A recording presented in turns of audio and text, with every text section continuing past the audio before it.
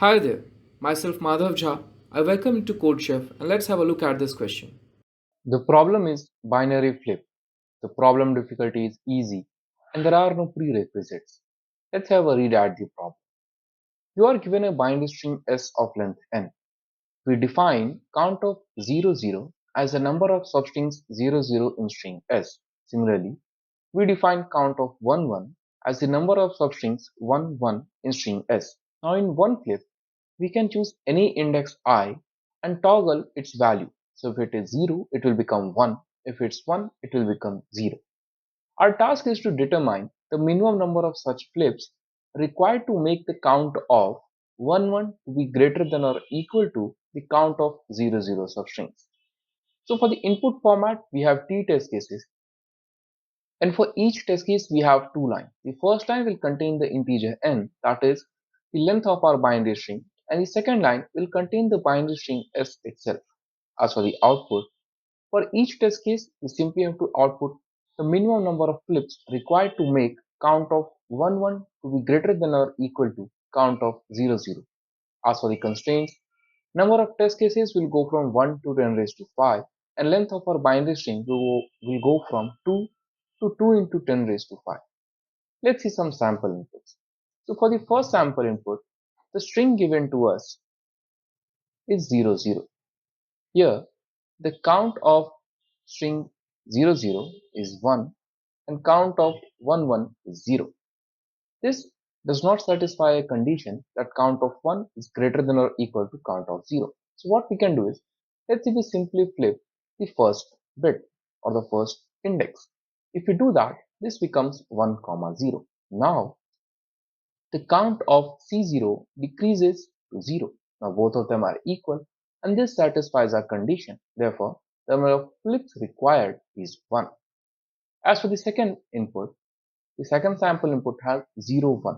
Here, the count of C0 is 0 and C1 is also 0. Since they are already equal, this again satisfies our condition and therefore the number of flips required is 0. We can similarly try to solve the rest of the sample inputs. Let's see how we can approach the solution.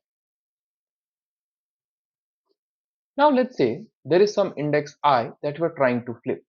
Now let's see what are the things that can happen. So let's see, we are at the index I. Now the element in front of it will be I plus 1 and element before it will be I minus 1. Now what happens if both the elements before and after are 0? Now it will depend what is the ith character. If it's already 0, it would mean that now that we flip it, it will become 1 and it will decrease the count of C0 by 2. Now similarly, what would happen if it is 1, 1? Now again, it will depend. If it's 0, right, then if we flip it, the count of C1 will increment by 2, right? But in case if it was already 1, then if we flip it to 0, the count of C1 will decrease by 2, right? Sorry, it will increment by 2 if it was 0 and it will decrement by 2 if it 1.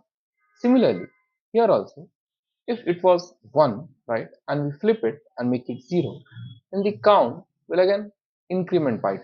So as we can see, we can do the changes whether it's decrement or increment by 2. Let's see what will happen if it is at the edge, right? If I is either 1 or I is either n, then the change will be by simply 1. Now, since our goal is to make sure that the count of 1, 1 is greater than or equal to count of 0, 0, it is always ideal to perform the operation that makes the difference by 2, because whether it's increment or decrement, the difference between them will increase or decrease by 2. So this is the optimal one. And in case the first and the last index, where the increment and decrement can only affect by 1, this can only affect or only happen if the size is equal to 2. And we have already seen the sizes of 2, coincidentally we only require one move, so that is not a problem. So what we can do is, we can find the difference or the first the count of substrings of 1, 1 and 0, 0. If the count of C0, right, is less than or equal to C of 1, we have to make no changes. We are good to go. But in case that C0 is greater than C1, what we can do is we can simply find the difference, right? And we can simply divide it by 2. Since we are going to make the move, that gives us 2. And whatever is this will give us the minimum number of moves, and this will be our solution. Let's see how we can implement the solution in C++. So for each test case, we call the function solve. In solve, we take the input of n, and then our string s. Then we calculate the substring of 0, 0 and 1, 1. Now if the count of substring of 1 is already greater than 0, the answer is 0 because we don't need to make any move or flip any index. If that is not the case, we find the difference between C0 and C1, add 1 so that we take the upper value and divide it by 2, as we are going to make the maximum number of moves that we can affects by 2, right? It increments or decrements it by 2. So we'll use that operations. For that reason, we divide it by 2 and find the minimum number of flips that would be required to make the difference to be in favor of C1. At the end, we print this, and as you can see, I've got an AC in my C++ implementation. Let's see how we can implement this in Python.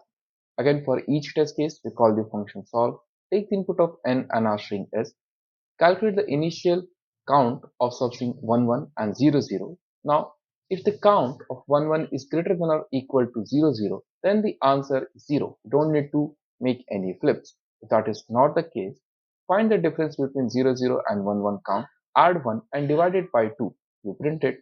And as you can see, I've got an AC in my Python implementation as well. So I hope you understood the problem, the approach, and how we can implement the solution in both C++ and Python. Have a very good day, and I'll see you in the next video.